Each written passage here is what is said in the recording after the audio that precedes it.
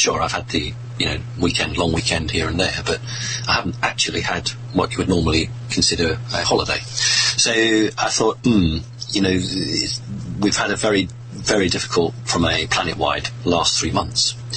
And I thought, well, it would be really good to try and take some downtime, try and rest. So what I'm hoping to do over the next 3 months is just take a little bit of a break. It's not so easy because people will remember, and the audience certainly will remember, that I predicted from the beginning of November just gone through to March of next year it was going to be a very, very difficult time. And in fact, it was yesterday somebody said to me, "Oh, you must be very pleased because everything you predicted has come true," in the sense that, I said, think it would be difficult. And I said, actually, I'm not, because 130 people lost their lives in France and 500 were wounded. We've had all the attacks in America. We've had another knife attack in London, I think, yesterday. No, I'm not. It doesn't give me the slightest bit of fun or happiness or pride to know that what I've said is beginning to come true. We've had more, I call them terrorist attacks. We've had more attacks in America and Europe in the last few weeks than in any other period. The amount of fear that they're trying to generate in a very short period of time is incredible. So although I will be taking a bit of a break, I'm certainly not going to stop doing the radio show. I'll do the occasional interview online, but I'm not going to do any more public appearances, certainly until the March period is over with and we get a bit more stability. Thank you. So I totally understand where you're at. I've been, obviously this last year has been last year and a half since Dave died has been very, very intense for me. And we're getting busier and busier. There's more and more whistleblowers, there's more and more false flags, there's more and more stuff that we've been talking about for 5 years now on the station. And, again, like you're saying, it's not something that we're proud of, that our predictions are coming true. It's the way, it's a sad prediction. And so here we are, and I completely agree. I personally feel very, very tired, and I'm starting to make mistakes when I'm tired. So I'm starting to, mess things up. So I certainly need a holiday too. So if anybody wants to invite me somewhere, I don't know. It's hard for me to leave my house. Like all my chickens and everything. Anyway, so Simon, all that being said, shall we dive into the mystery treasure trove? Let us begin. Let us begin. Now, I want to say I have been flooded, inundated, tsunamied with questions from every single possible vector. People have sent me messages on Skype, messages on Facebook. Yeah, that's normal. They sent, sent messages in the Facebook chat room. I've asked Beth Tyrell to gather the CC questions, the Connecting Consciousness Group questions, which she has dutifully and very beautifully. Also, Vanessa has been collecting them from the Will Spirit chat room. But here, in front of me, and I want to deal with this first because it's unique. Somebody actually sent me a letter to my house with the question for you. So, you'll have to read that one out. Yeah, this one, and this is from Daria. The question is, dear JP, may you please ask this question. One evening I fell asleep slightly early and suddenly woke up utterly frightened with a loud shout. I saw a black spider the size of a dinner plate just above my face. It didn't move. I knew it was something really bad, and I prayed to God for never having such experience ever again. It never reappeared again. What was it? She's not alone. More people than you would imagine report these spider-type creatures. They're not to be confused with, I think what Miles Johnson refers to as scuttlers, and there are others which are more robotic in their makeup. This is an energy form. It's real. I'm not convinced we could call it an alien. I think we would have to call it one of these Denzians from the interdimensional region between the third and the fourth. The reason they're black is like the shadow creatures or the shadow man, because when you come from the fourth dimension into the third, as you're making that transition, you absorb all light. So if you can imagine something coming from the fourth to the third and you were to shine a torch or a flashlight into it, you wouldn't get any reflection back. The light would just automatically be absorbed and the light would come out wherever that creature has started from. So it would be sucking the light in. And that's why they appear black. And if they were to come right into the third dimension, they would become organic and real, and therefore they would reflect light back. So the reason that she saw a black spider and it was above her face was because it was transitional between the third and the fourth dimension. It's not unusual for jinn to take shapes, but it is unusual for them to take a spider. I actually think that this is more like one of the shadow beings. It's an energy form, it's a living creature in its own right, but I've never ever seen anything like that physical. I've only seen them on an energy. So it's not a jinn, it's going to be more like something else. So Jim doesn't need to be too worried about it. It's not something that I think can actually harm her. The reason it's right above her face is exactly the same as the grey aliens do. They actually peer right over your face and they attempt to make some form of connection. I think the creature was trying to scan her. What she could do is just literally get a map, depending on where she is, and just check out ley lines, any old stone circles, depending on which country or where she is. But have a look, because these creatures tend to operate on energy lines that are crisscrossing the Earth. So that's something she could have a look at. So it might be just like a, she just happens to be parked on Piccadilly Circus, and this thing's passing through, yes, rather than specifically sort of trying to sit on her face, wasn't it? Absolutely, incredibly accurate. That's exactly what can happen. These are like super highways. They don't just transmit good. I mean, anyone can use them who has the will. So yes, so it would be worth a while just getting a map and then just seeing what she can find. Yeah, and maybe connect with the local dowsing society to check this out. Very good idea. Yeah. Yes, absolutely. Okay, so now I've got two lists of questions. One that came in from the CC group, and another one that has come in from the current chat room today. And what I'd like to do is alternate, because there's so much. So let's start with now this is from the chat room. Let's start from the chat room here, and this is from Stephanie. Since 3 years, for 3 years, in a daily basis, the other double numbers, like 10, 10, 13, 13, 15, 15. Apparently there are more people in the world who see this phenomenon. Do you know something about this phenomenon? Can you explain the meaning of it? Right, the number phenomenon is related to the individual.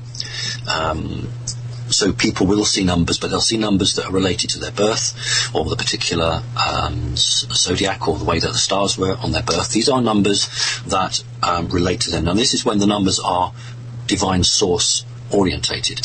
Sometimes they can be manipulated by off-world entities who are using particularly electronics like a digital clock, something like that, to try and send a message to you to try to make you aware or question.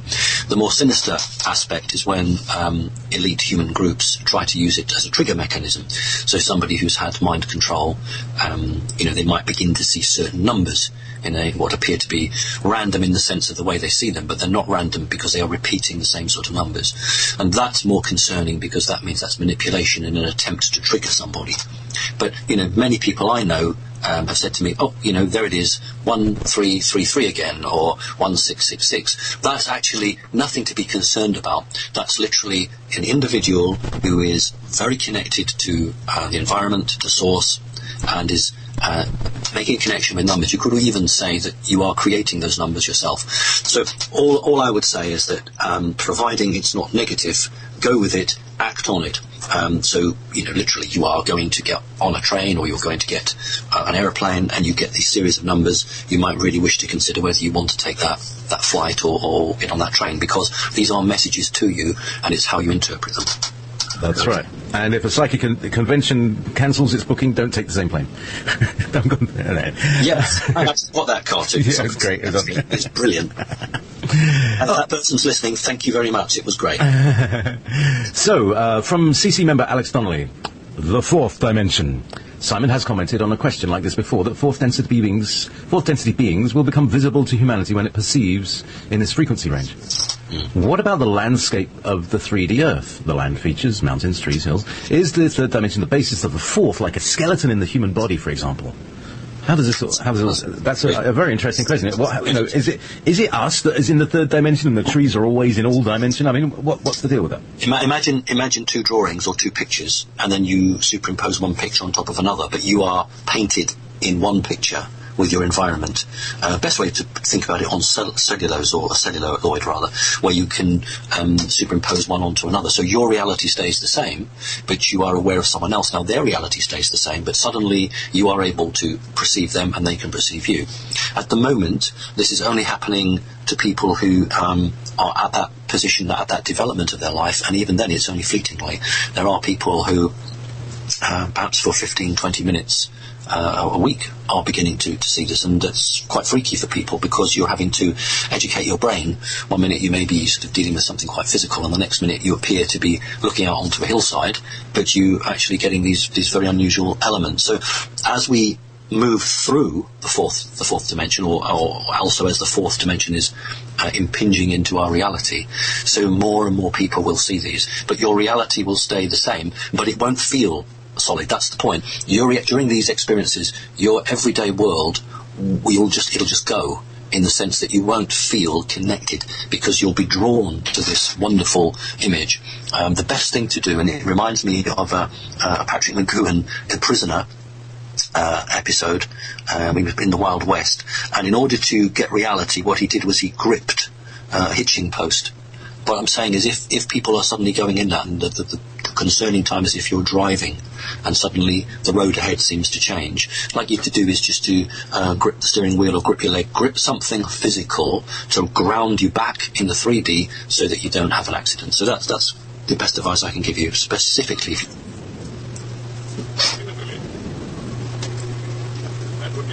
Yeah, I was trying to find a little jingle that says, "I'm not a number, I'm a free man." But anyway, sound like Father Christmas stuck in a chimney. Yeah. Well, that one didn't work. Anyway, so much for jingles.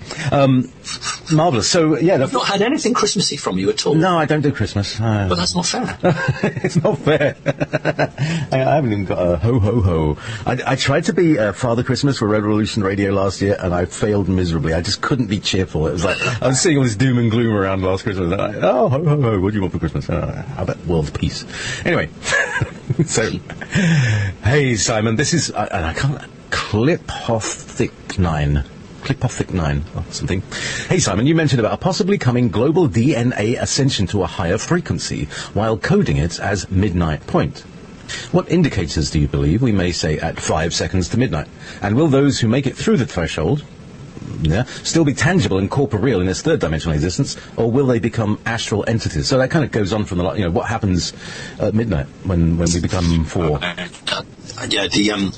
can understand how that's occurred. The question has misunderstood me slightly, and that's not at all surprising because I probably not explained it correctly.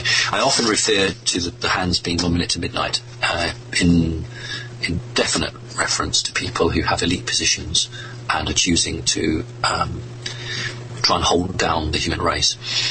Basically, my understanding is that as humanity begins to see through the veil, it becomes untenable for main organisations. And I had a very interesting chat with a director of Microsoft. I won't obviously mention his name, but Microsoft, as a multinational company, apparently are fully aware that in the coming months there's going to be a huge change, and they intend to maintain the trust of the people. In other words, Microsoft as a corporation know that there are some huge changes coming in the way that the people on this planet are going to view life, and they have got people in key positions to change their organisation so that they can maintain their business structure. So that, I think, is very telling. In back to the question, critical mass is 51%. So when 51% of the human population decide on something, it happens. But it's detectable long before that. So if you're at 10 and 15%, those who have eyes to see and ears to hear will already be making plans. Because what will happen at that moment is that people will suddenly be aware that they've been lied to and tricked, and they will no longer accept the status quo. So it isn't some sort of magical moment, but it is a eureka moment for many people. And remember, most people who this will happen to are not listening to our show. They're the ones who are still very much sucked into the system. So for them, it's going to be an incredible big shock. And, with the murders taking place around our planet at the moment, this is beginning to undermine people's perceptions of what the system is, who protects them, why this is occurring. And although it's not a good thing, I suppose one of the few positive things coming out of it is that it is actually making people question. So there's a whole lot of things going to happen in the next few months. And so I don't expect the ground to open and lightning bolts to come flying down, but I do expect people to start completely turning away from the system that they have slavishly followed for years and years. That's a really important thing, is being able to slowly disconnect. So, Max of Steel says, question for Simon. During a soul reading, you told me that if I was with the shadow, you told me that if I was with the shadow government, I would have been a super soldier or a black magician. Can you tell us how someone with skills like mine, physical and mental, can become assets for humanity? Thank you for your time and effort. Excellent question. There's a lot of confusion about what a super soldier is, and I suppose sometimes I become too picky in the sense that I try to cover all the bases. If you have been something like that, then the main issue for you is the mind control that goes with it. If you can break through the mind control, then you have some wonderful assets, physically and mentally, which can be used. And the best thing to do is to join a healing group or to join a counselling group, and then other people who are or have been in the same position, you can support them. Now, if somebody, as in this case, isn't in that, but could have been, it means that they have skills and abilities and understanding which hasn't yet been unlocked. So what they need to do is to unlock their skills and abilities, and because they've made a positive choice for humanity, those skills and abilities won't be used against the human race. And again, they can use them and they can join some group and use it to assist other people. So the thing is helping other people, service to others. And if you have skills and abilities, then you can do it. Now, if you don't have those skills and abilities, there's still things that you can do. So if anybody's got those skills and abilities, see about helping others. Okay. Put it into service. Wonderful. Yes. Okay. Right. Okay, so back, more the dimension things. So they're flooding, there's this huge pile of them. Let me just read through this and we can pick up. A friend of mine was recently explaining perspective about energy bodies, physical, etheric, mental, emotion. Can someone offer his perspective? And does this all work differently from the third in the other densities like the fourth and fifth? So yeah, if you're a fourth dimensional person, I think it was if you're a fourth dimensional person, do you have an astral body in the fifth dimension and a mental body in the sixth dimension, and so on? And with more added to this, does this fourth dimension use our 3D hologram as its basis with other aspects superimposed? I think you said that. So do higher dimensional beings also have higher dimensional aspects of themselves like that? Right. If you are a fifth dimensional being, then you are just like us, because you are organic. But the difference is that time and space in the fifth, as it is in the fourth, but we're just talking at the moment between third and fifth, the difference between time and space is so great that anybody in the fifth dimension would have a head start, because what they take for granted, their understanding allows them to comprehend questions and issues that our greatest or best scientists are incapable of comprehending, because they are still stuck in a paradigm which goes back to Einstein and beyond. So if you're coming from the fifth dimension, then you are physical and real. Your higher self isn't higher self, because it's already been absorbed into you. That's the difference. So if you're in the fifth dimension, you have a completely different spiritual outlook on life, and you're far more connected. Now, if you come to the fourth dimension, oddly enough, they're more like us, because they still have this completely different concept of time and space, and that gives them the advantage. That's why they can temporarily time travel, and we officially can't. But they're not necessarily any more spiritual, and in many cases they're less spiritual in the fourth dimension. That's because they are stalled in terms of bringing in their DNA. And that's what they fear, one of the things they fear about humanity, because humanity is overtaking them. Humans are connecting their DNA and are outstripping many of these fourth dimensional entities who have chosen to, live in a life of self-service. So I didn't really grab the question. I'll just try and finish it off. If you are third dimensional, you have a physical body and you have an energy higher self, you have aura, etc., etc. If somebody from the third dimension was to go to the fourth or the fifth dimension, they would remain exactly the same. If somebody from the fifth or the fourth dimension was to come here, they would remain exactly the same. But those people from higher dimensions, except the fourth, are more advanced in terms of their spiritual understanding, and thus their technological understanding is greater. I hope that sort of answers it. I hope so. Thank you. So, now here we go to more material. Is it possible that humans could be injected with black goo, for example, by a vaccination? And if so, is there a cure or method to get the substance out of the body? P.S. Information advice at your website is really valuable. Thank you for supporting us. Warmest regards, Eva. Oh, that's very kind. Thank you, Eva. I've got a cat sitting on me that's decided to bite me. Stop it. There's no, to my knowledge, there's no plan or intention to inject people with black goo, simply because the negatives don't have a need to do that.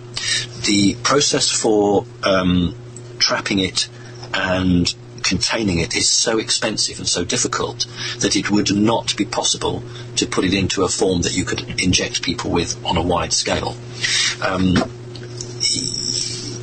People who are more likely to be, if I can use the word, infected with black goo are people who work consistently on motor cars, because a proportion of the engine oil will contain these elements, and that's why it's really important that if you're changing the oil in your motor vehicle, you wear gloves. And if you get any on you, then wash it. I mean, the chances of it being black goo are 0.1%. But nevertheless, that is a medium through which it can connect, because it's obviously associated in the same way. So no, that's not what the elite intend to do. The elite intend to go down the nano chipping through inoculation, and that's one of the things we've got to look out for the next 2 years, when there may be a government diktat saying that everybody is going to be inoculated. So we know that's happening in Australia, and we know that's happening in the city of Oslo, and so we just have to watch it. So no to the black goo, we don't have to worry about that yet. Well, that's a relief. So, back to the CC questions. Simon, what do you think of all the channeled messages coming through saying disclosure and the event are coming soon, possibly within a few months? The question is right. It's upped dramatically. The number of people declaring that they are receiving channel messages, if you add in those who don't understand that they're channeling and they just think they're getting voices or they're writing, is incredible. Now, a lot of this is genuine. Some of it is spurious, designed to cause trouble. So when anybody gets a channel message with a date, then we would be a little bit suspicious of that. But when it comes through and it's sort of generally saying that this is going to be happening in a relatively quick or soon moment, that I think would be considered to be genuine. Yes, it's on the cards. The bit I can just add to that, a number of times Washington, the American government, has been advised that it needs to disclose. And each time the government has come back and said they can't do it, they weren't in a position to do it, and it's given lots of various reasons. Well, they were given another date, and they were told that this date wasn't movable. And they are desperately seeking to get some sort of advance on that date. The point is, you see, that if the governments of the world, but American government, of course, does the disclosure, it controls how that information is released, and it controls, to a certain extent, the reaction. But if it's taken out of its hands and that disclosure is made by something else, then Washington has no control over the actions. So what the American government's been doing is been calling the bluff by saying, well, look, if you forcibly disclose, we're going to have mass riots, and we're going to have absolute breakdown of law and order, and that's not what you want, is it? And they keep on citing, and although it's a long time ago, they keep on citing H.G. Wells' radio, was it 1932, 1933, the War of the Worlds radio show, and they keep saying, look, how that met with absolute sheer panic. But what they don't, of course, say is that was all planned and schemed for. So, yes, there's a massive amount of pressure for disclosure, and as far as I know, I would expect disclosure within 12 months. Okay. Within 12 months. And disclosure and the event are the same thing? No. The event, to me, is when humanity throws off its chains. When what we were talking about previously occurs and everyone who's in business, big companies, have got to say, okay, right, we're going to have to change because our method of operating is no longer ethical to the new value system. So the event is the ascension of humanity, but disclosure is part of that, is a very big part of it. And whether disclosure has to become before the event or whether disclosure comes after the event, that is hidden from me. Okay, thank you. Even things are hidden from Simon. Hi again, Simon. This is from Sunshine. One more question. You explained how we are trapped by the net of the matrix when we die, and that now it would be easier to escape from that net. My question is, our pets, with whom we have a very close relationships, are they also trapped in that matrix net, or do they go directly to source when they die, and so are not seduced by the white tunnel light? Thank you for your insights, Stephanie. Right, they are recycled, and that's why, and there'll be lots of people listening to the show tonight, know that they'll find an animal and they'll have a totally unearthly connection, or that animal will have a very, very special connection, and they can't really explain it, or they'll know that something's really, really unusual there. That is because the animals are recycled as well, because if you're a soul, you are a soul. It doesn't matter whether you're a rabbit or one of your chickens, JP, or a human. The difference is that the soul of a human operates at a much higher consciousness level, but it's still, just like the chicken soul, is captured and energy wiped. The difference is, I think, that animals, of course, are on a physical level much more primitive, and oddly enough, they resist the mind wipe easier than humans because they're much more... they don't have so many other things in their life, shall we put it that way. So often an animal will actually know a person before the person knows an animal, and that animal has to work damn hard to get that person to respond to them. So yes, they are recycled. Okay, so that's why you find, you'll go to a cat's home and one will walk towards you, being, oh, I know you. It could be. On the other hand, it could be that the resonation of your soul is very similar to the frequency of the soul of that cat or that dog, and therefore that animal is drawn to it. It's in the same way as if you, JP, went and had a swim with some dolphins. The dolphins would all come and visit you because the resonation or the frequency of your soul is almost identical to theirs. So if you go to a cat's or a dog's pound or charity, they may come to you because they recognise you, or they may come to you because they detect that there's a connection there in terms of the frequency. Excellent, thank you. Because I think that's a really many people are concerned about their companions, their pets, whatever you call them, and it's especially with Will Spirit. We have with a lot of animal lovers. What cat's in the studio, by the way? What's your studio cat today? Me? Yeah. Well, the tabby was here, and after you told her to stop biting me, she went off in a sulk. Oh, sorry. What's her name? Her name is Tani. Tani. And Tani was the name given to one of the goddess Freya from Norwegian mythology. And she had her chariot, which was allegedly pulled by white cats, you see. Oh, cool. The Norse mythology. And Tani was one of the cats that pulled Freya's chariot. Lovely. Thank you. Anyway. Actually, I was just reading this, and then this question from Sunshine came on. In one of your first interviews with Kerry Catley, you mentioned your love for your cats, and that you were very close to them. And if I remember correctly, you have several of them. My question: you're bound to your cats. Has this anything to do with your reptilian part? And if yes, can you explain more about this? Thank you for your energy and time, Stephanie. Well, thank you, Stephanie. That's very kind of you to say that, because it does take a lot of energy to connect with people. Yes, to the unawake, and that's obviously nobody on this show listening to us, but to the unawake, people say to me, why have you got so many cats? And they're usually a little bit dismissive. And I say, you know what, my children have all grown up now, so, they're like my children. And that keeps the 3D people really happy, and they can understand that, and that's all fine and good. The real reason is twofold. It's one, because cats have eyes like reptilians, and when you have spent all your childhood around a range of creatures, and some of those are reptilian, and they've never hurt you, therefore I don't consider them dangerous to me. That they are dangerous to humanity, but they're not dangerous to me physically. It's quite nice to have those sort of eyes looking at me.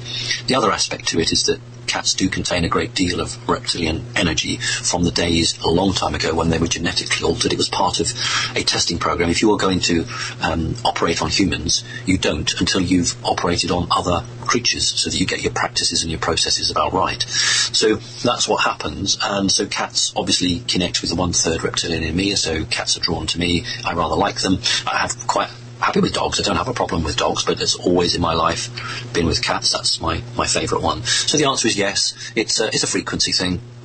And it's just like you, JP, you'd probably want a pet dolphin.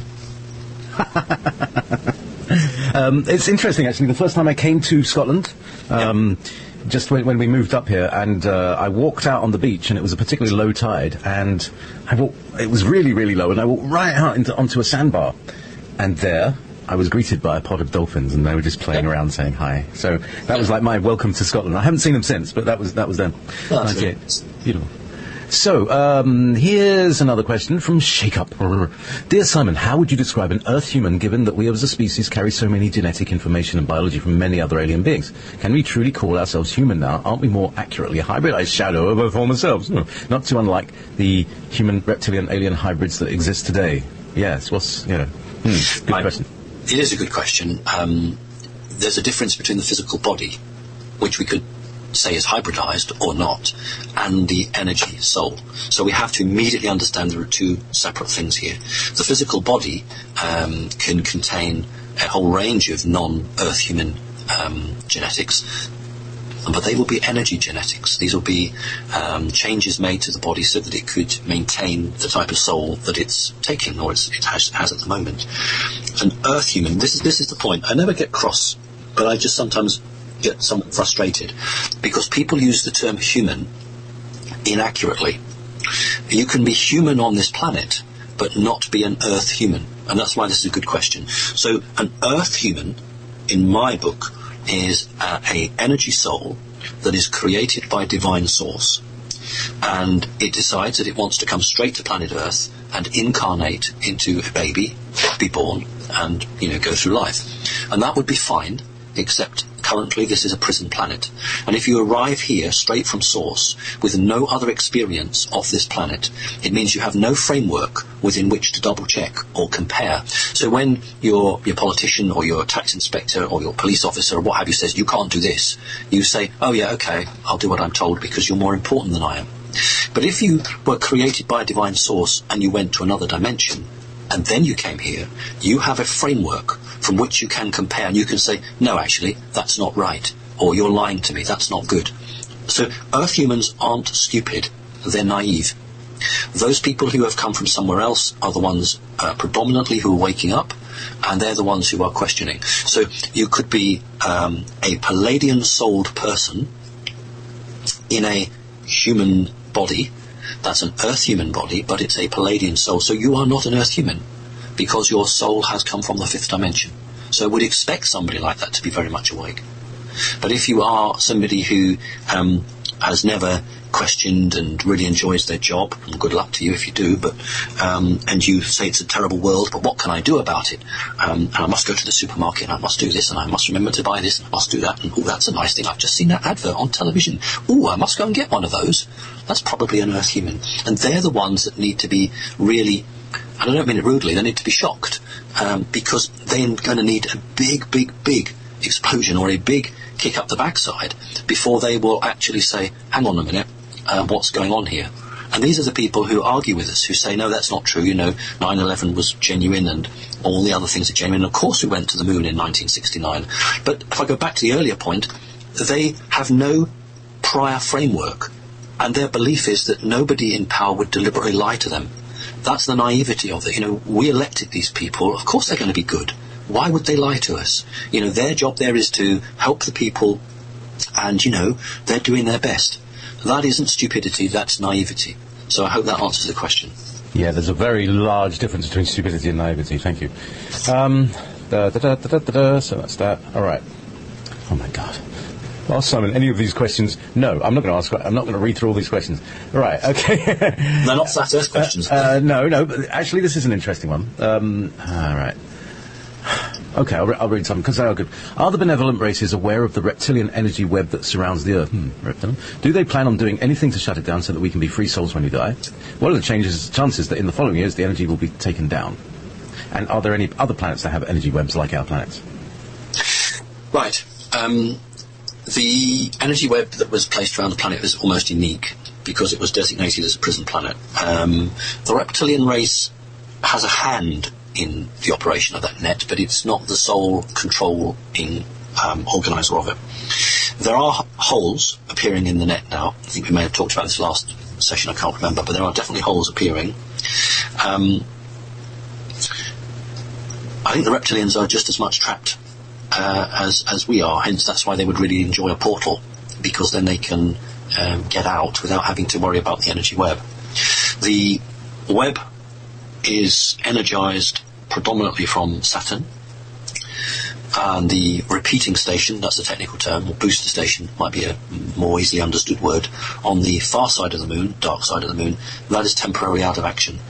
That means that the net around the Earth is pulsing at an irregular beat, and there are nodes of energy, which mean in other areas it's quite weak and quite thin, and therefore, literally, energy holes are appearing. So a very powerful being, either good or evil, could escape and go where they chose.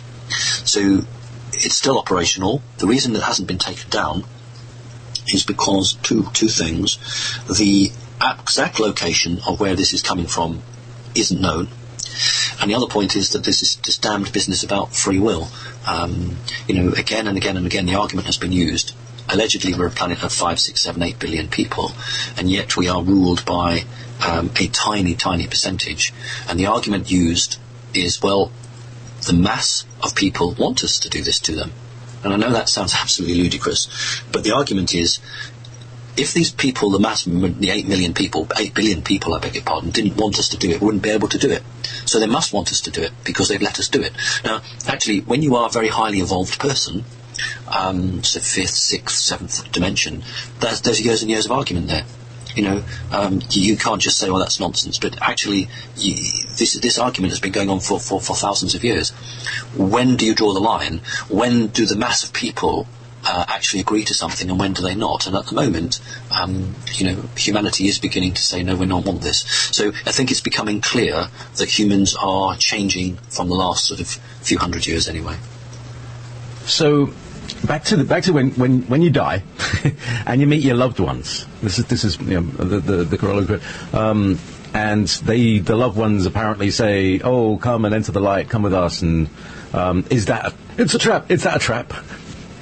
And it's a really cruel trick, isn't it? Yes. It's terrible. It's deception at the highest level. The thing is, you see, when a physical body dies, the soul has got some choices. Sometimes you can be so attached to somebody or a place that you don't leave, especially if somebody is in a critical, part of their life, and you've been a guardian of that person, and you want them to do something, then you may not leave, and you will stay around so that you can advise that person through very subtle means. Or, that's what people call a ghost. Or you can ascend and be recycled and then come back into another body, or you can ascend or be in what's called a freeze box and held for a few hundred years or 1,000 years and then put back. Or you can be really, really strong, find a weakness through the net, get out, and either return to source or to your star family. So there are options depending on the circumstances and the individual.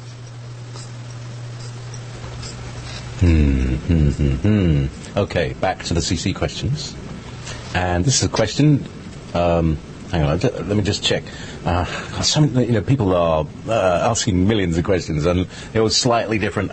For instance, when other intelligent beings die, do they have the light, or do they just know what's going to happen next? Is it just like stepping out of the body? Does the questioner mean intelligent beings on this planet or separate? And somebody else, humans. Let's say humans that are non-Earth that live on, Tegeta 4 or something. Some other habitable Earth-like planet that doesn't have an archonic grid. What happens when they die? Well, they either go back to a source or they go back to the star family, and it's in an energy format. I mean, the reality is that you, outside of this grid, you have the choice into which body you will incarnate into. Now, if you're coming from source, you can incarnate in any of the dimensions. But if you are in a fifth dimensional body or a fourth dimensional body, and there's a net around you, you have lost that free will because you are recycled back. But, if you are a third or a fourth dimensional soul, then you will reincarnate back in the third or fourth dimension. If you're fifth dimension, you'll be in the fifth dimension. So it's about your star family and where you're connected to most. We're very social creatures. We generally don't like to be on our own, so we like to be part of a family. And it's in a different way than we understand it on a 3D planet. It's a communication, a feeling of love, a feeling of being with people that are very special to you. And of course, in the 3D, where we have so much physicality, sadly, to some extent, some people anyway, have lost that connection, and that's why over the last 30 years we've seen the breakup of many families. I'm of an age now where I can remember the 1970s, and people would sit round and play a game of Monopoly. Well, it may not be the best game in the world, but that's what they would play, and they would do stuff together, or they would go to the cinema. Well, through the advent of technology, and also through the advent of the culture of self, we've seen the fragmentation. Well, I had some research done in this country to show something like only 15 to 20% of families eat a meal together because they're all in their own rooms or they're all doing other things. So that's a weakening of what is a natural aspect. Humans naturally should be part of a group. So technology, deliberately in my estimation, is trying to fracture people away from the natural connections and trying to make people individual, because if you are individual, you can be picked off. You don't have support networks, you don't have someone else to bounce an idea off. If you are very isolated and individual in your concepts and your thoughts, you can be manipulated. So I see it as part of a deliberate policy by the artificial intelligence, the AI, which is mankind or humankind's greatest enemy, part of their assault upon humanity. Wow. So yeah, pick us up, pull us apart and then pick us off. CC member, I want to ascend. Canada. I was going to try not to say it Canada, but I did. Canada was supposed to pull our troops out of the war, but instead Trudeau sent more in and is doing more than Canada should be doing. How corrupt is Justin Trudeau? Yeah. Well, that's the question. Yeah, how corrupt is Trudeau? He's a politician. Yeah. No, I can't comment on how corrupt he is, because in the third world sense, in the third dimensional self, corruption usually means taking money. And I don't know whether he is or not, so I can't say he's corrupt. If the question is asking me, is his soul compromised? What I would say is his organic brain is compromised, because many of these countries that are inextricably linked to the United States know that unless they do the bidding of the elite in America, then situations will happen. You might have an attack on the Parliament building, you'll have a lone gunman, and these things look all isolated and random. But these attacks are not designed in many ways to frighten and terrorise the population. They're there to put pressure on the government. If the government is, many governments are trying to move away from the dollar, and they're having very tentative talks with foreign countries.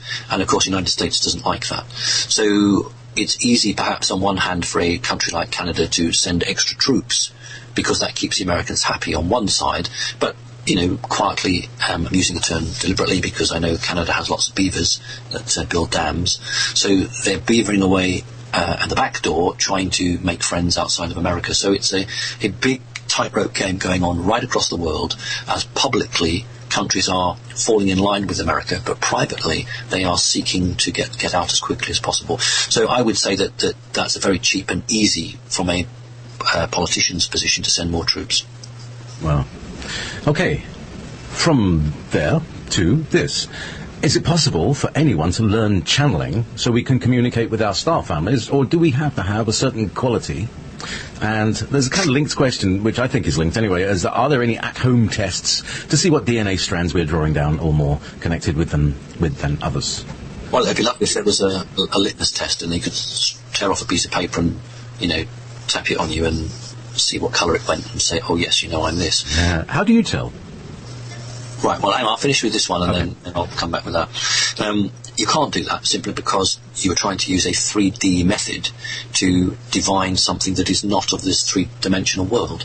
So, that doesn't happen. You can only do it when you have someone who's psychic. The question is a good question, but it has dangerous connotations to it. I personally wouldn't recommend anybody actively trying to channel, because there's no guarantee that you will channel your star family. If you go back to the days in Germany before the Second World War, the Thruhl Society and the Vril Society both had women in charge of these organisations, and they were channeling what they believed to be a benevolent off-world group. I certainly think it was off-world, but I don't believe it to be beneficial. And so, if you're not actually a channeler, this is not the best way to connect with your star family. If you're already channeling, well, then you're already channeling and it was meant to be, but you still may not be channeling your star family. So how do I do it? When I look at somebody physically with my eye, I also look at them energetically. And I can feel more than see, because I don't actually see aura colours. I don't see colours for aura. I can't do that. But I can detect the individual strands of energy DNA and which types they are, and which ones are in abeyance, which ones are being held off, generally because the person hasn't reached out to collect them. And I do that on a non-physical basis. It's not the same, but it's the same principle as a healer who can heal somebody without using any drugs or anything physical. They use the power of their mind to overcome the damage that's occurred to that individual. Now, I'm not using my mind to overcome damage. I'm using my mind to actually divine the connection that individual has to source, and how many strands they've actually got activated. So it's just another aspect of a skill that actually many people have, but most people have drawn to the healing because it's physical. You can I know people who can actually heal bones and not just remove implants or stuff like that. So everyone who has a skill, it's all rooted in the same divine source type connection, but it's how we would go with it and how we tweak it and how we use that. So I don't really recommend the channeling route. It's too open to being taken over. Okay. Thank you. So here's there's no way that people can find out for themselves how many DNA strands they've got activated. Is there any? Can they use dowsing and things like that to do so? Well, I can't say that I can't say that there must be some people who have the ability, but the problem is, ego being what it is, I've got 12 strands, I've got 11 strands, and you know that's what you want to say. So whether you would actually be able to overcome that, I'm not sure. The dowsing is a good way. You can ask questions. You'd have to have the person lying on a bed, and then you'd have to have the pendulum, if that's what you use for the dowsing, over one of the chakras. But there again, it's difficult because you'd have to take many readings. When I look at somebody, I don't just focus in on a narrow beam, which is how a dowsing needle or usually works. I scan the wide body, so sort of from the chest area upwards to the head. So if you were going to dowse with a pendulum, you'd have to take many readings around that person. But theoretically, I don't see why it wouldn't work. Good. So there you go. You can grow your own DNA test. Okay, so here's the mem. This is from Sherin Kangyong, and these are personal questions. Has Simon had a split soul in every reincarnation, and can you biolocate, remote view, and read minds? What a very clever question. I believe I originally had two parts to a soul, reptilian and human. And then in this particular lifetime, the mantis or mantic part was added. I believe it was added because this is a very important manifestation for me. It's a very important time for all of us, and I believe that the element was added for that. Can I read minds? Not really, no. Can I remote view? Yes, I can. I remote viewed Washington, the Pentagon, and I went down underground, and I found a grey, and the little horrible creature chased me out. So I don't remote view since then because I was drawing attention to myself in a way that, wasn't particularly beneficial. Obviously, I wasn't supposed to be there, but I was very interested to see what was going on under the Pentagon. Who wouldn't be? What I found was very interesting, and I can understand why they didn't want me seeing that. So the reason I stopped doing remote viewing was simply because, being the person I am and the work I do, it was an aspect that I didn't need to do it, and if I did do it, it brought me into conflict, and I've got quite enough going on as it is. Thank you. A little corollary from that, Stephen D. Kelly, whose show is at much later o'clock, he was invited into a underground base in the Smithsonian, underneath the Smithsonian, and not the Smithsonian, the Getty Museum.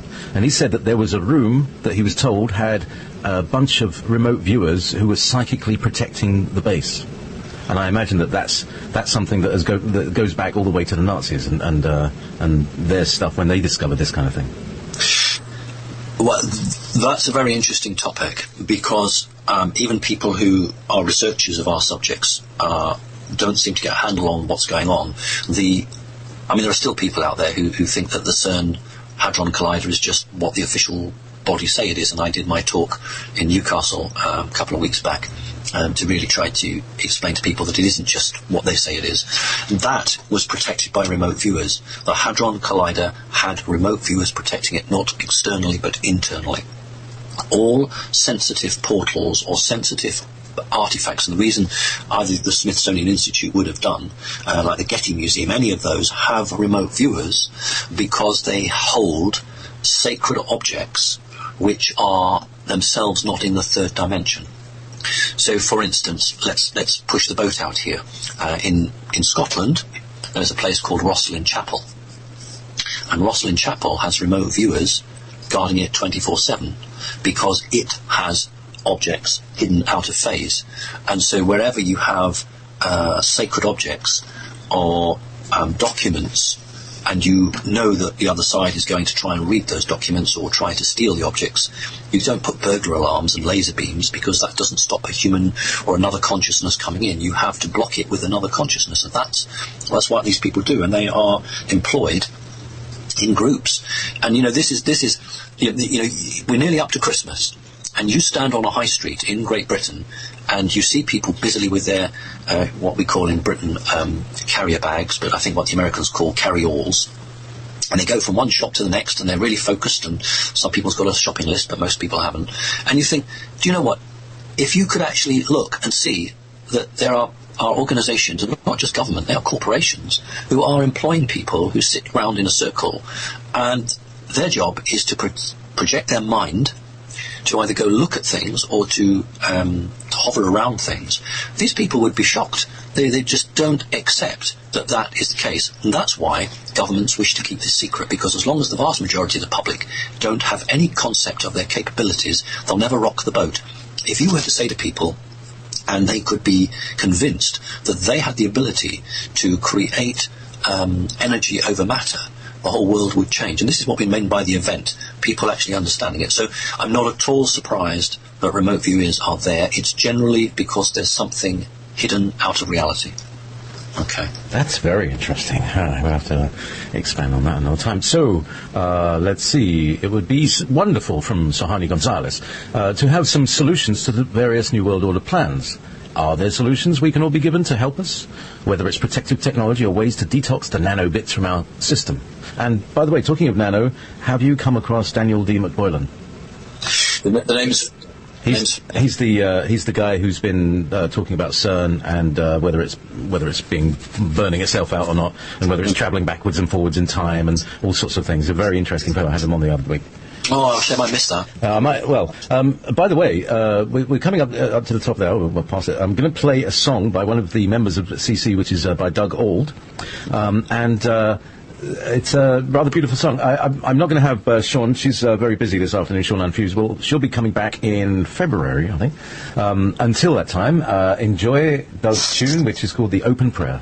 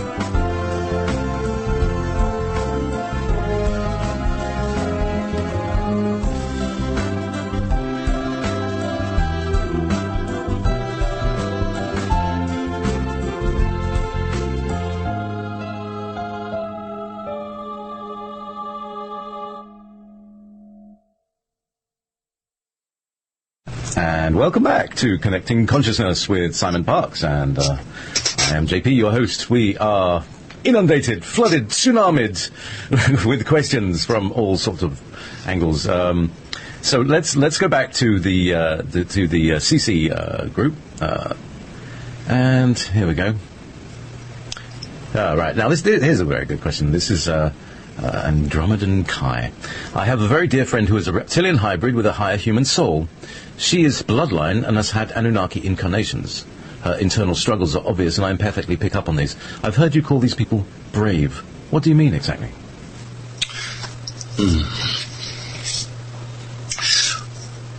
When somebody has bloodline connections and they have been physically prepared for a particular type of soul, they generally would replicate the control matrix.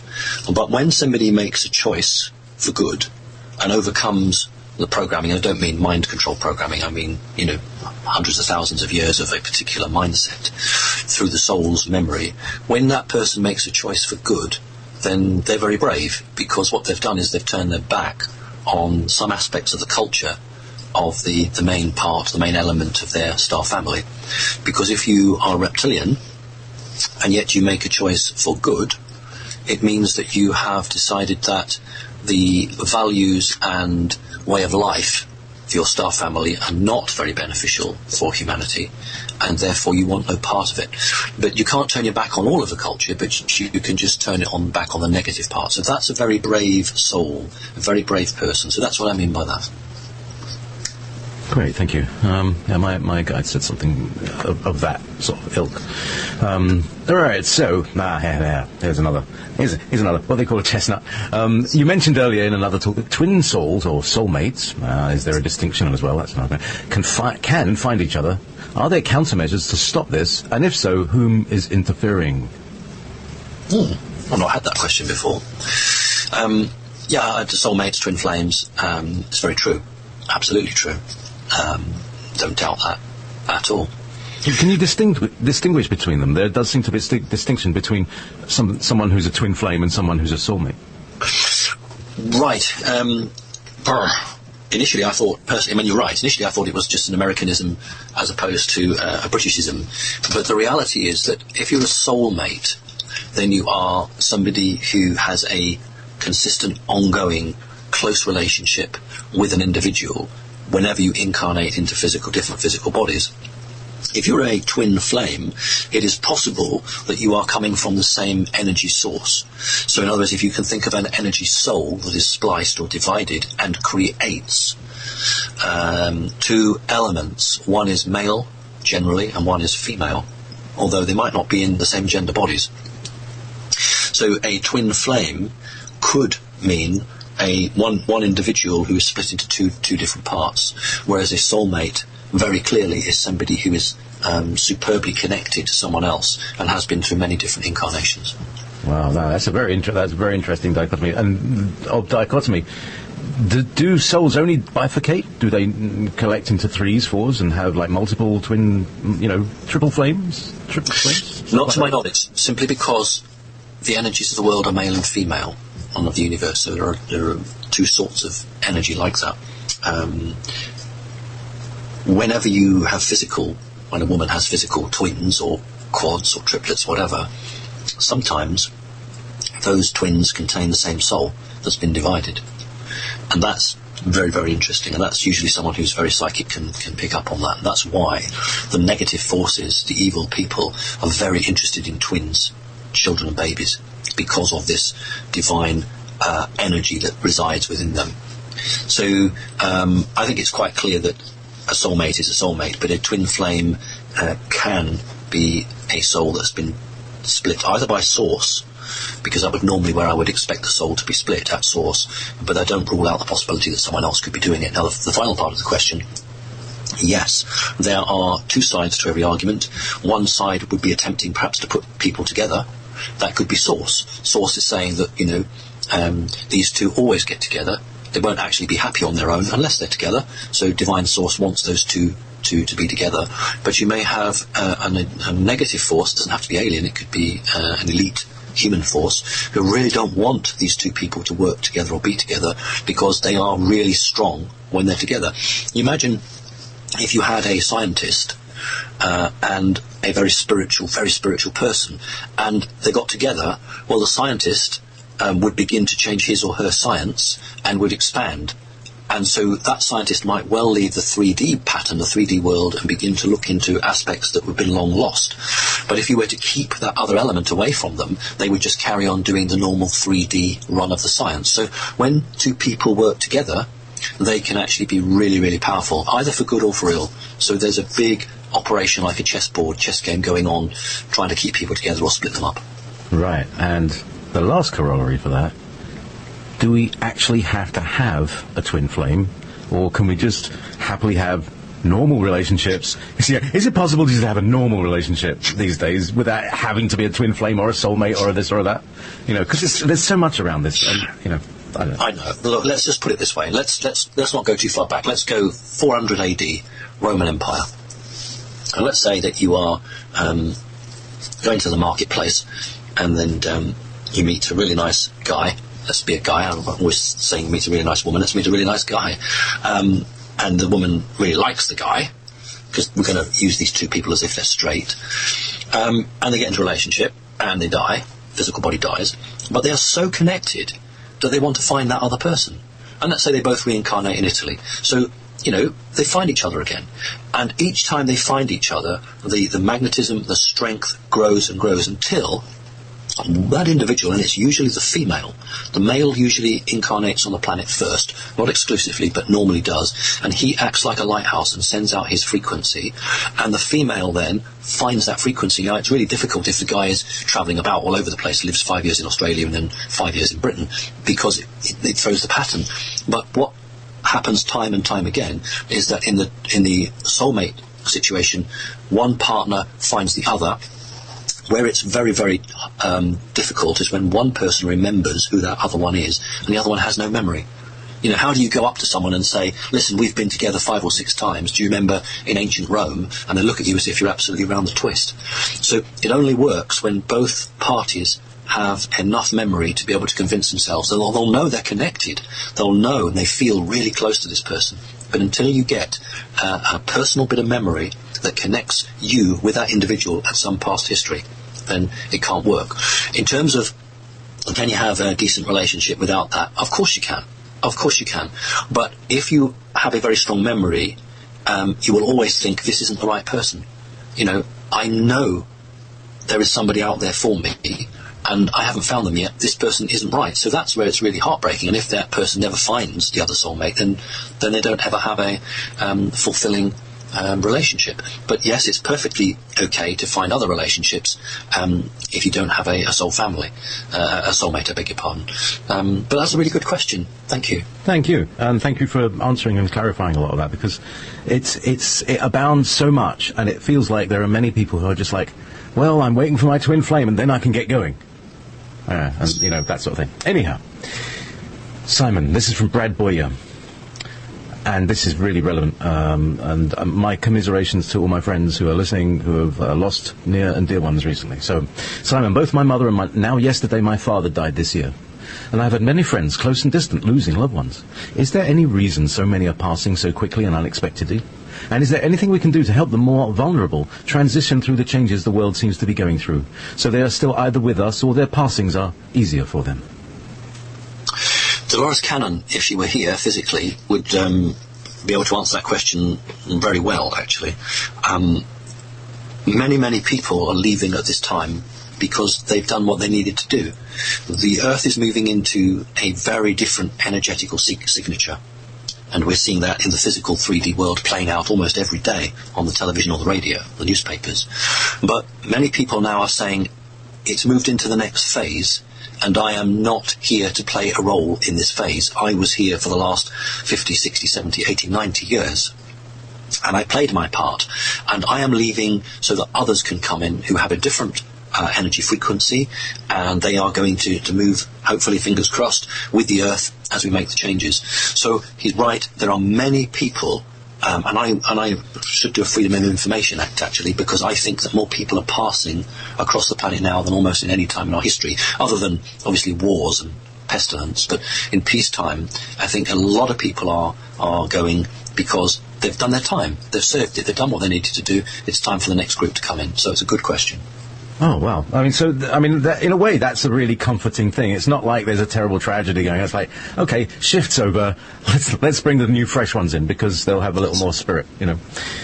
Okay, well, sorry, go ahead. Very quickly, though, I would also, I can't get this on Freedom of Information, but I would like to look at the makeup of the star families of those who are passing, and I would suggest that there is a larger proportion of reptilian soul people passing now, because the energy is not, so these are for reptilian people who have not become aware, they've not become spiritual, they're still living the life that they have, and I think that the energies are changing, and so it's not comfortable for them anymore.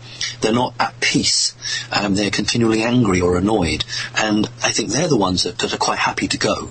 And so they will be replaced by either reptilian-souled people who are enlightened and want to be beneficial, and more likely they're going to be replaced by higher human-type souls.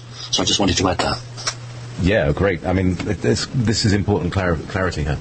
Now, here's a very interesting question, and many people ask this question. I would be grateful for Simon if he could talk, this is from Luca Pellegrini, if you could talk about the origin and history of the Earth human races, Caucasian, African, Chinese, Indian. It's hard to find information on this topic. So, yeah, how many are there? Was there a plan? Is it free for all? Is it, do people belong here and not belong here? What's the situation with... what we need is an anthropologist. I had a really good book. I probably still got it somewhere. It was a Time Life book from the 60s. And, in fact, I have got it. And on the back cover, on the two back pages, it had a map of all the continents, and then wonderful drawings of the stereotypical face of the type of person. So there are about 50 different individual drawings of people, and an arrow and a line showing which part of the world they'd come from. You couldn't do it now because it would be declared racist. But it was very, very, very, very useful, and I hung on to that. And it begs the question whether this is a 3D evolutionary type of change, or whether there's something much more powerful that has gone on in the past or is going on at the moment. I never ever laugh at the Bible. I'm always very, very respectful, because therein lies truth. And in the story of the Tower of Babel, where mankind decided to build a tower to challenge God, well, that is nonsense, but the challenge might not be nonsense. Everybody spoke the same language, and then the story goes that God smote the tower down and broke everyone up into different tribes, and they each spoke different languages, therefore they could never coordinate easily together again. And it's proven biologically that if you come from a country that's bathed in hot sun many hours of the day, your pigmentation in your skin will change. So I'm more interested in what's inside that physical body, because you could be a yellow-skinned person, and you could have a Palladian soul in you. You could be a black-skinned person and have a Lyran soul. So we do have to accept that biological organisms, biological bodies, will adapt and change to the environment around them. What I don't accept is Charles Darwin's evolution of species, because I do not believe there was enough time given in the fossil record to go from allegedly a monkey swinging through a tree to somebody who can build and create the technology of a mobile phone. So I do accept that skin colour, face shape change is directly related to the environment that you're in and the type of food you eat, etc. But I don't believe that has any impact on the soul within your body. So I hope that's an answer. Well, thanks. Because, curly hair and dark eyes, that kind of pushes right through the DNA line. It's very difficult to breed that into blue eyes and straight hair. Right. Okay, right. Let's go. Okay, so this is Yoria. It seems that all I'm hearing about are alien races that are here at this time to fulfill their own agendas, which seem to be mostly negative. Where are the ETs/EDs that have come here at this time to help this planet and the human race for no other reason than they are a loving race and want to help where help is needed? So far, all I've heard about are the aliens that are either trying to enslave us, waiting around to pick up the pieces, or waiting to ride the wave of human evolution to the next dimension. Those are not the traits of an advanced race. There must be alien races advanced enough. Oops, I've lost my page. Advanced enough who act out of pure love. What are those stars families, and where are they? It's actually a very reasonable question, but it is unfortunately to miss the point about free will. If you have an ant's nest, and the ants can't possibly get over this earth barrier to build their tower, shall we say, and you help to build a tower for them, they won't be grateful, they won't do anything, they'll just find they can carry on over the tower and off they go. And that's what you would do, because you would help them, because they are lesser creatures. Humans are not lesser creatures. They have the ability to understand, to think and to create. So therefore, if you consistently keep helping them, humans will sit down in an armchair, cross their arms and their legs and say, right, okay, I want this please, just do it for me. And that's the problem that we have. We have the fact that humans, if they believe that something will be done for them, why should they do it? And anyone who's had children will know that in most cases, if a child thinks an adult's going to do something, it'll just sit and wait. From talking to a number of old married couples, I understand that the man always waits for the woman to start the cooking, and if she doesn't cook, he starves. So the point I'm making, well, that's obviously in jest, but the point I'm making is that there has been a lot done, but what's been done is to be balancing the books. If there was a huge battle in space, and the bad guys were vanquished, and then the good guys came down and said, we have saved you. The problem is, somebody would say, oh, you lead us, please. And if you know the Lord of the Rings, Gandalf is offered the Ring of Power and says, no, no, no, I don't want to take it. Because if you take something, you set yourself up as a god, you set yourself up as something perhaps that you're not meant to be. So these creatures, these higher humans, who have a lot more knowledge than we do and a lot more comprehension of history than we do, are very unwilling to be perceived in the physical world to be taking a huge step towards that, simply because humans may abdicate their responsibility and then sit on their backside and say, right, you do it all for us, please. Or they might say, look, we can't run ourselves, we're useless, you run the life for us. Now, how's that evolution? So my answer to the question is, we have been helped. A number of underground bases, not all of them, but a number have been totally made inoperable. A number of very high-ranking individuals on the planet are no longer holding the position that they once did. Time and time again, this planet has been on the edge of a terrible catastrophe of a war, and these alien races have come in. People won't be aware of this, but some 25 years ago, a American aircraft was on a practice running mission, and it had a live nuclear bomb, which somehow fell out of the bomb bay. But it did. It fell out of the bomb bay, hit the ground, did not explode. When the American technicians got to it, they found all but one of the fail-safe devices had failed, and just the very last fail-safe device had been prevented it from detonating and blowing up an American city. So we need to understand that there is substantial help, but it is not in the presence of the human eyes. It's not. If I saw a situation and I saw someone come and save me, and I think, oh, well, that's all right, I don't have to struggle anymore, because every time there's a difficult situation, someone else will come and do it. And that's why, along with Fran, I created Connecting Consciousness. The whole point of that was to demonstrate to source and to benevolent off-planet entities that there's a sizable proportion of humanity that no longer wants to sit in the armchair and just muse about things. It actually wants to go out there and do something positive to help. So Connecting Consciousness, and there are other groups as well that I'm probably not familiar with, who have sent their energy for positive intent. And, what they're doing is actually showing the wider world that humanity is prepared to make an effort. So it's a good question, and I hope that was a good answer. Wow. And these are the things that they make science fiction programs of, like Doctor Who, because he's always saving the world and yet not ever recognised. He's never in the news, and sometimes no one but he has experienced it or remembers it, because he winds time back so nobody gets killed anymore, and nobody remembers the terrible trauma that only he remembers. It's hilarious. But it's partly that, but there's something else to it as well, especially the later Doctor Who's.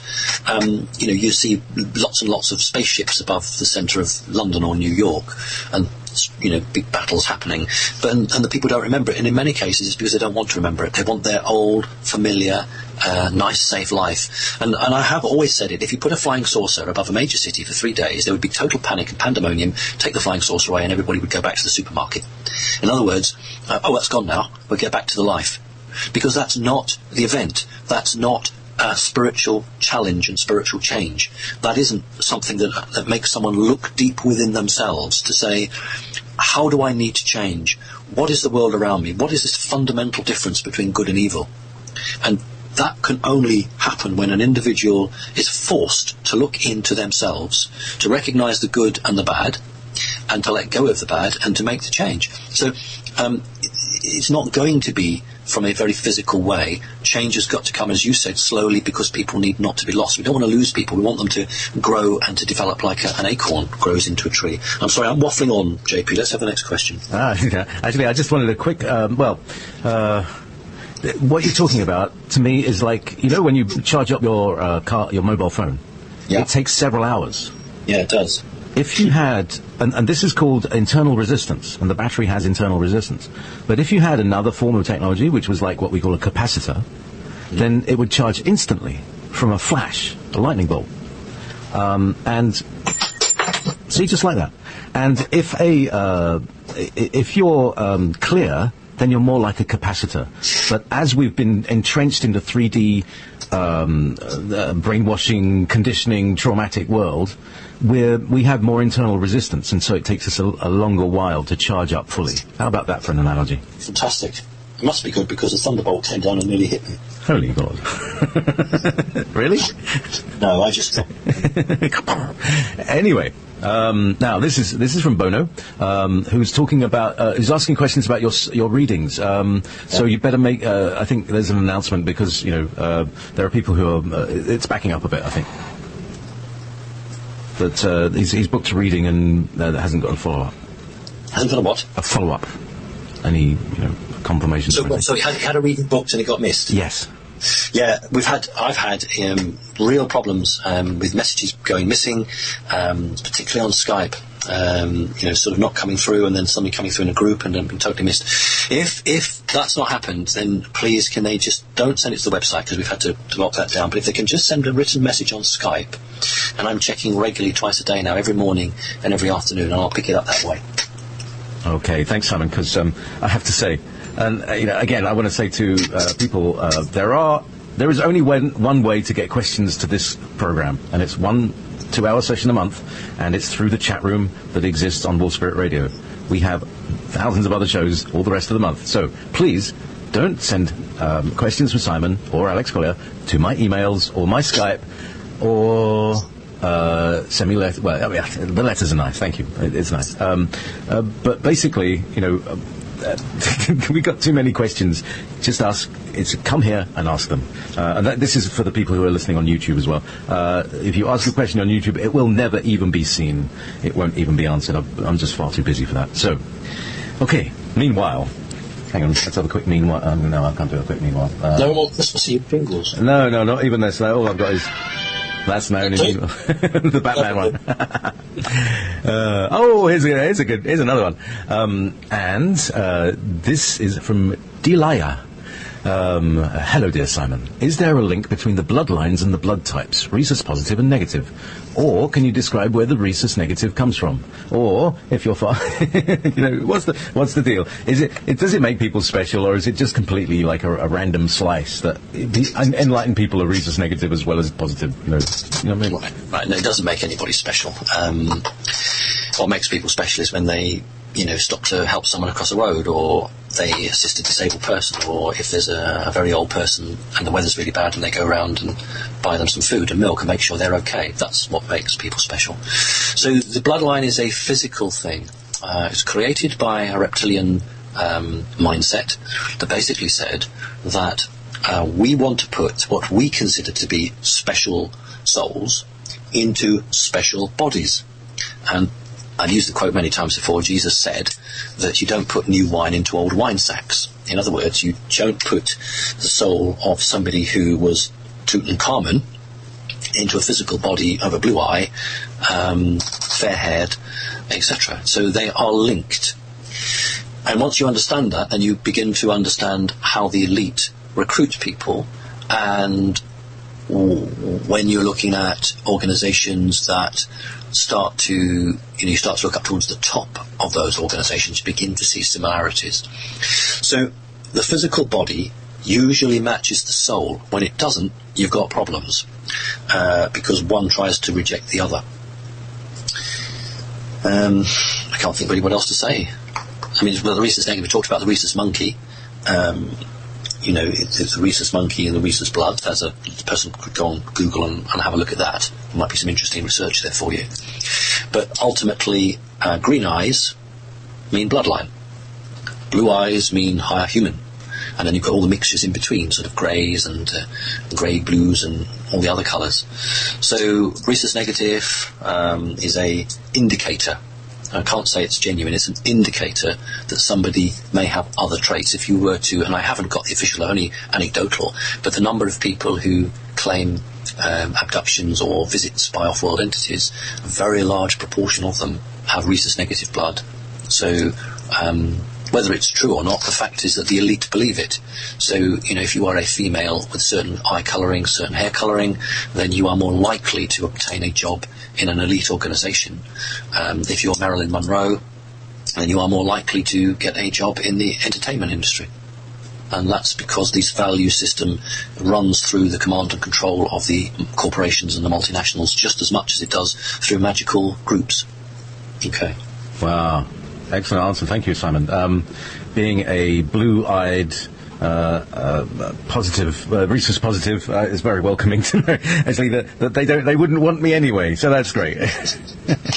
No, but you could be Father Christmas. Ho, bloody ho.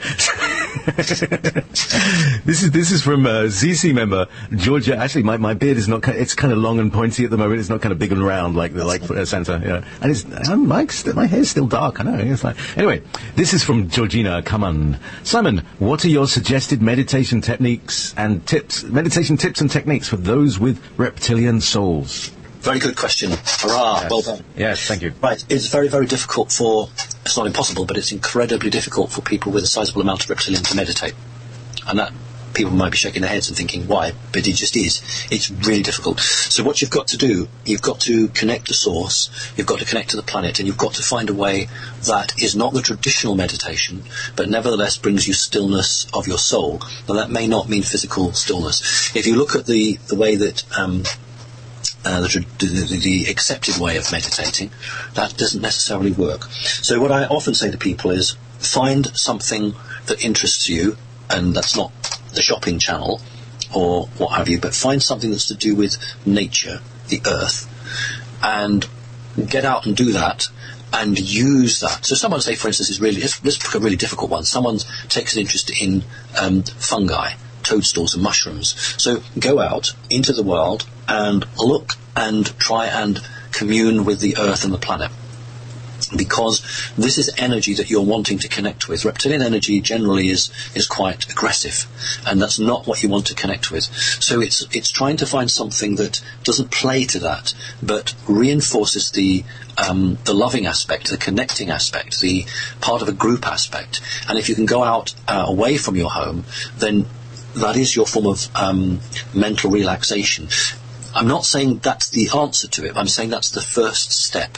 And once you get that stillness, then you have to transition to what is expected to be the normal form of meditation. So you can't go 0 to 60 if you're reptilian. You have to do it gradually. So find something that you're interested in, find something that is connected to the earth, and gradually move yourself towards the more accepted form of meditation. Okay. That's marvellous, because everybody needs some help somewhere, you know? Yes. Okay, meanwhile, again, I've got at least 4 sources of questions for the moment.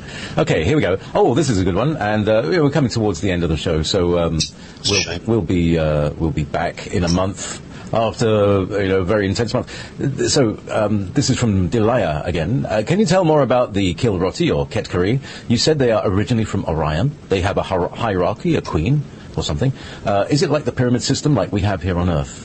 And in the sense of bad, from our perspective, do they... Oh, sorry, yeah, that's it. Do they have a hierarchy like queens? They do have a hierarchy, but it's very simple. So originally, this is interesting because it's about how to head off revolution at the path. Napoleon, interesting, just slightly diversify a bit, Napoleon Bonaparte actually said that the reason that the British would never have a revolution like the French did was because Britain was a nation of shopkeepers. In other words, the middle class. So the working class, instead of having a revolution, were always aspiring to be a shop owner, and the shop owner was always aspiring to be somebody higher up. Therefore, there was no time for revolution because there was just enough glimpse of a ladder for you to be able to potentially climb up. In France, where so many people were poor, and there was no middle class, it was just the aristocracy and the poor, therefore it collapsed. Now with the Ketkari, you have the elite. It's a matriarchal system, so it's queens. There are kings, but they don't have any power. They're just figureheads. So you have queens, and then you had everybody else. And that was going the way of the French Revolution. So they created, very cleverly, a middle class, and these were the people who served the elite, the royalty. So you have royalty, and then a sizable portion of the working class who've been moved up to service the rulers, and then the others. So they have a tier of 3. Originally coming from Orion, and we would call them the Lions, or if you really want to be clever, you call them the Flying Lions. Stuart Swerdlow is the only other person I have met who... No, that's not true. Stuart Swerdlow and one other person, so there's 3 people who I have met who have genuinely experienced these creatures. So the Flying Lions from Orion originally, excuse me, and then there was a split, and a large portion of the population moved and went to a planet in the Sirius or Sirius star system and set up camp, and after many, many years they had evolved so much that they no longer had the same culture as the original group, and they took the name Ketkari because they wanted to differentiate themselves. but they hold, and they still do, they hold the original lineage, the lion energy, and they venerate it. So it's like, I don't know, it's like a religion almost to them, that they know they have connected there. They are connected predominantly with the pyramids on Mars. They did play a role with the pyramid construction in what's Giza in Egypt. I'm not saying they built them, but they had a definite connection, and there are many, many people who I've spoken to who have connection either to the lions or the Kekari and are fascinated by Egypt, fascinated by the pyramids, and that is because on the soul level, DNA level, they are connecting. The other thing which is rather sweet, rather nice, is that when they have children, and they do have children, they only have twins. So the concept of just having one child is crazy to them. They have litters. They have twos. Well, I don't know letters. They don't call them letters. You get a slap round the face with a wet fish if you say that. But they have two children, and when I've seen them, and it's probably a story worth just basically recounting, and I picked up one of these children, and it went crazy, and I was really like, well, what's and I said to the mother, why is the child behaving like that? And the reply was, because the child has never been picked up like that. And they treat their children like adults. So on planet Earth, in the Western world, we almost believe we own children. In fact, we have a law that says until someone's 18, or some of the American states, isn't it, 21 or 25 or something, they're still kids. So you're responsible legally for them, not emotionally. Here's how it's moved, and it's very dangerous and damaging, because you should be emotionally responsible for your children, to support them and give them the tools they need, but it's all moved to it's legally responsible. If your child does something wrong, you're legally responsible. If they don't go to school, you're legally responsible. Well, that's just BS, because it doesn't work like that. In other words, the child that I picked up would never have been picked up by any of its parents, because you wouldn't pick an adult up like that. So why do we pick children up? Oh, because they're children and they don't count. So we pick them up and throw them up in the air, or we play what have you. But of course their concept, although they're fourth dimensional, but their concept of children and their value of children is frankly different. And I have been told on more than one occasion that humans treat their children appallingly, and that is why when you get real hybridized children that are taken from the parents, they're not left here on Earth, because they believe that the way those hybridized babies would be looked after is disgraceful. So the reason they take these hybridized kids away is because they don't want them to be contaminated by the values on the planet Earth. And there are many, many mothers who are very distressed when their hybrid children are taken away. But the main reason is because although the mother would be very loving, the system would actually undo all the work that the off-planet group were looking for. Anyway, we could say much more on that, but we're running out of time. Wow. Now that's very interesting. I mean, that's the whole show, how our off-planet cousins, and particularly our higher humans, bring up their children. I remember Alex Collier talking about it, and that Andromedan kids don't leave school till 70. Not 17, but 70. Well, this is the point, you see, because what Alex, although I've never met Alex, what Alex is talking about is the fifth dimension. It's really interesting, because his experience in the fifth is obviously very different from mine in the fourth, because the third and the fourth are very closely linked, but the third and the fifth are poles apart. So the emphasis on education is different in the fifth. It's about knowledge, not because you're going to go and do a degree or you're going to go and mend pipes, but it's about knowledge on a much wider scale. So their whole concept, and the further up you go in the dimensions, the further and further away from this understanding here in the third dimension, their form of education. So for instance, they have music, they listen to music, but it is different sorts of music. Bodies like planets and stars create sound, and they have the technology to be able to capture that sound, and for many of them that's music. It's really interesting. Molecules vibrating, atoms vibrating create a frequency. Well, they don't necessarily do what Spock in Star Trek used to do, which is to play some sort of lyra type instrument, but they will hear natural sounds created on a nano way, and they can boost that sound. So it is a very different way of living. It's a very different concept, but there are still things that run through that we can understand here on the third dimension. So that's why humanity must evolve quickly in terms of its concepts of right and wrong, but gently and slowly in its concepts of changing the way it wants to build the planet, build the way that our system, because all of our systems are built on money. They're all about power and greed and control, and that's not how it is in the fifth and the higher dimensions. These are values that they just turn their back on. So it's the concept of the family, the concept of the individual, in the sense that that person can have free will as long as they don't harm anyone else. And but we need to ask, Alex, are there prisons? I believe there are, but they probably only have about 5 or 6 inmates. So this planet here, this worth, these people on this planet have got to make a fundamental change, which is going to be wonderful. It's just going to be absolutely fantastic. And, it can't come soon enough. So there we go. Marvellous. That is, I mean, it's the hopeful stuff that we're looking for. No, I think we're just about out of time. No, we're not. We got 4 minutes. Come on. Okay, then. All right. This is going to take me 4 minutes to read it. Cecilia Castaneda Medina. Thank you, Cecilia. Simon, is our higher self or past DNA asleep in us? And if so, does he or she awake in crucial situations? For example, once I was attacked by an entity while in my mum's house, and I was sleeping. It held me by the neck, and all of a sudden my hand moved, and I held it by the neck, and I opened my eyes and saw a being made of plasma who opens its eyes so big as if it was surprised, looking into my eyes, but I didn't feel fear or anything. It was as if a switch was turned on at the moment of the attack, and then off when it was over and the entity was gone. Wow. Something woke up, eh? It's a very good description there. Within all people, but particularly people who are not Earth humans, there is a DNA memory. So don't just think about your organic brain doing the thinking. Your DNA memory in your body is actually really, really good. And you're right, JP. So she accessed her higher self, accessed what is this? What do I need to do? No panic.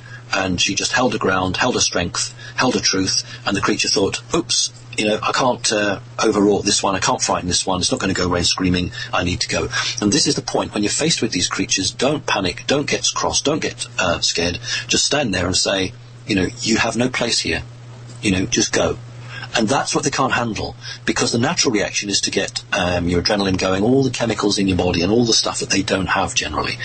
So that's what they like. So if you don't react to it and you're just very calm and you face them up, they have to go. And this is what people forget, because we've seen too many films on Hollywood. The reality is that if you make a decision, then none of these creatures can stand against you, but you have to believe in it.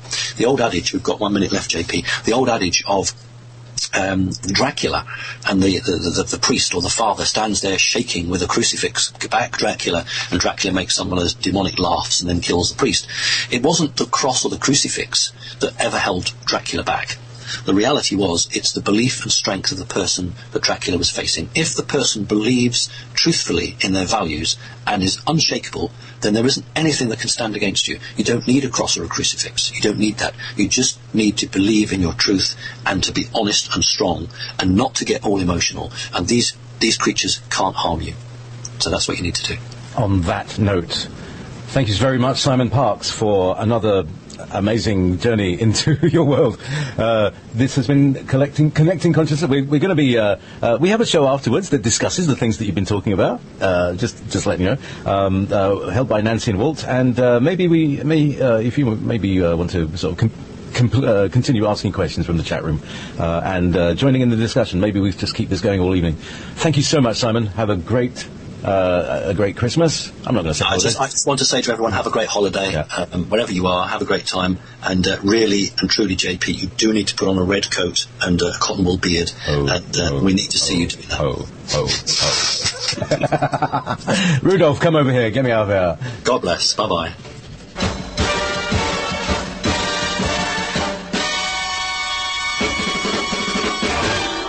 You're listening to Wolf Spirit Radio.